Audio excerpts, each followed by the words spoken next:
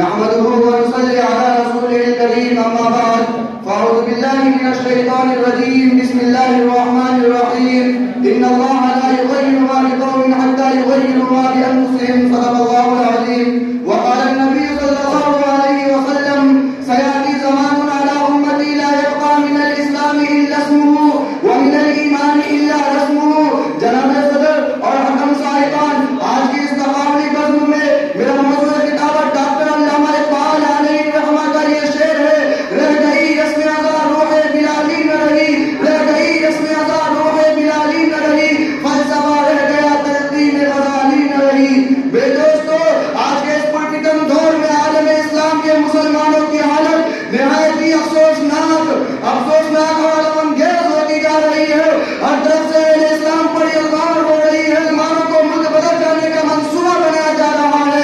تو کئی فرقہ پرست طاقتیں مسلمانوں کو غلامی اور محکومی کی ذلت آمیز آئینی زنجیروں میں جکڑنے کے لیے کوشاں ہے اور مسلمان زندگی کے ہر شعبوں میں تنزل و انحطاط کا شکار ہے.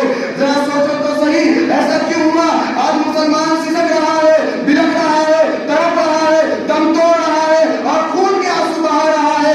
ایسا کیوں ہوا؟ کیا آج افراد کی کمی ہے یا وسائل کی کمی ہے یا دولت کی کمی ہے؟ نہیں نہیں، یہ ہماری غفلت اور کوتاہیوں کا نتیجہ ہے.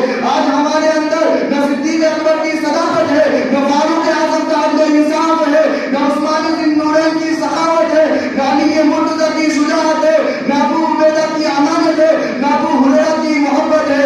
گویا کہ درس میں کیا کہوں تجھ سے کہ وہ سیران نشی کیا تھے. جہاں جیرو، جہاں دارو، جہاں پالو، جہاں آیا، اب تجھے اس قوم نے پالا ہے. آغوش محبت نے کچل ڈالا تھا جس نے پاؤں میں تالے سر ڈالا. میرے دوستو، آج عالم اسلام کی ماؤں کی حقوں سے جنم لینے والا بچہ یہ کہہ رہا ہے: اے خدا، کیا ہمارے لیے کوئی خالد بن ولید نہیں آئے گا؟